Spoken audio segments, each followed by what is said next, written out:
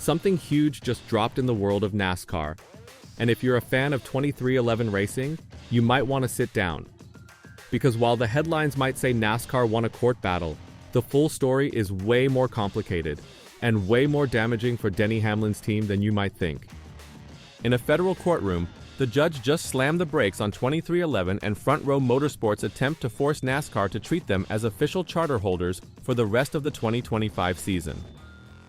That means NASCAR can now go ahead and sell charters to other teams, while 2311 and Front Row are left standing outside the garage, waiting for a trial in December that may or may not give them what they're fighting for.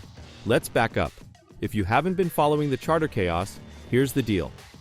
2311 Racing and Front Row Motorsports both bought charters from the now defunct Stewart-Haas Racing. These charters are basically golden tickets.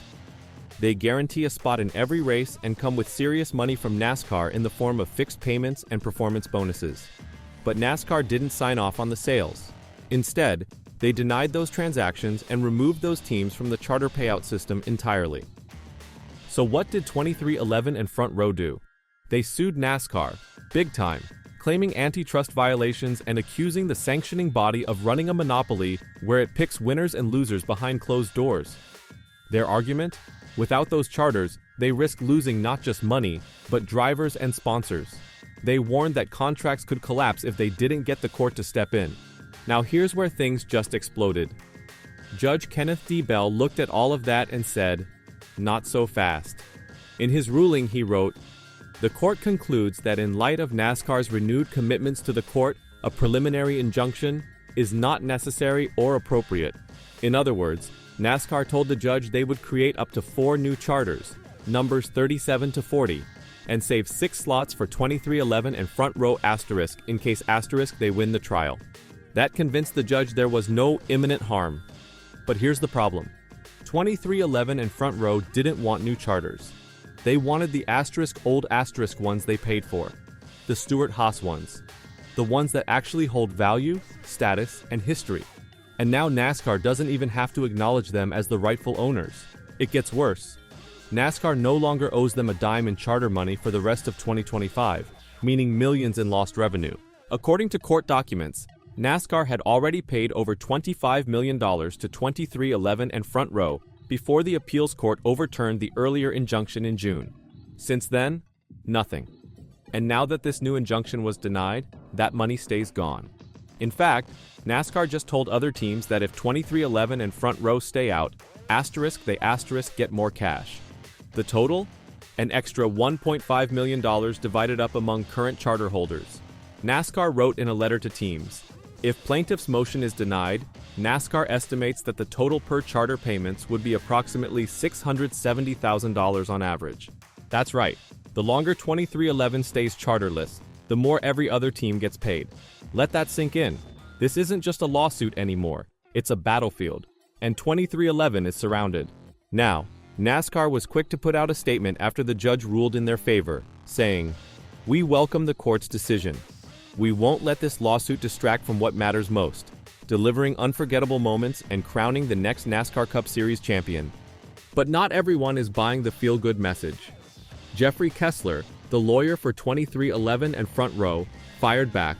This letter is yet another tactic by NASCAR to divide the teams and distract from the facts of their monopolistic practices. He went further, calling out NASCAR's entire system and saying his clients are fighting for the future of the sport. 2311 and Front Row Motorsports are pursuing this lawsuit to change the sport of NASCAR for the benefit of all drivers, fans, sponsors, and teams. But here's where things really start to spiral. Because while Judge Bell ruled there was no irreparable harm for now, he also made one thing clear. This case could change NASCAR forever.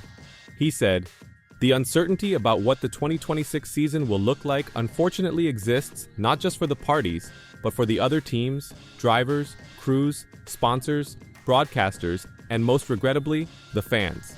So what happens next? That's where things get messy. Because even though 2311 will still be able to race in 2025, they're doing it without a charter. And that makes them outsiders in a system where being in is everything. This could shatter relationships with drivers like Tyler Reddick, tear apart sponsorship deals, and shake the power structure in the garage. Because this isn't just a legal loss, it's a warning shot. And if 2311 can lose their grip this easily, who's really safe in NASCAR anymore? Let's talk about drivers first. Tyler Reddick signed on with 2311 with huge expectations, big talent, and serious sponsor money behind him. But now, with no charter securing his place each week, the future gets cloudy. NASCAR teams aren't just racing, they're business deals on wheels. And when sponsors start to see instability, they pull out. When drivers see missed races, they get nervous. If Tyler Reddick's contract has an opt-out clause triggered by loss of charter status, he could leave before 2026 even begins. That's not just a hit to the team's performance, that's an earthquake. Sponsors are next on the chopping block. Companies pay millions to have their names on the sides of these cars. They want security. They want guaranteed TV time. Without a charter, there's no guarantee 2311's cars will be on the grid at every race in 2026. That risk? It makes sponsors think twice. Suddenly, those multi-year deals start to unravel. Brands begin shopping around for safer homes. Maybe Hendrick, maybe Penske. Not a team stuck in legal quicksand. Meanwhile, behind the scenes, other teams are taking notes. The fact that NASCAR can strip charter rights, deny payments, and shift millions around with a court's backing? That's a message. And it's not a friendly one. It tells the garage that loyalty only runs as deep as the ink on a contract. And even then, only if NASCAR says it counts. That's going to drive a wedge between teams. It's already started. With active charter teams now getting more money thanks to 2311 and Front Row being excluded, don't be surprised if some start publicly backing NASCAR while quietly hoping their rivals fail in court. And what about the future of the charter system itself? The whole idea was to bring stability to NASCAR's team model, to give teams something to own, build, and invest in. But now, we're seeing that system shaken to its core. If NASCAR can create new charters out of thin air and reassign value whenever it pleases, then what is a charter really worth? And what does that mean for the next generation of teams trying to build something real? This case, which heads to trial in December, could answer those questions. Or it could just raise more. What happens if the court sides with 2311? Do the current teams give up their bonus cash?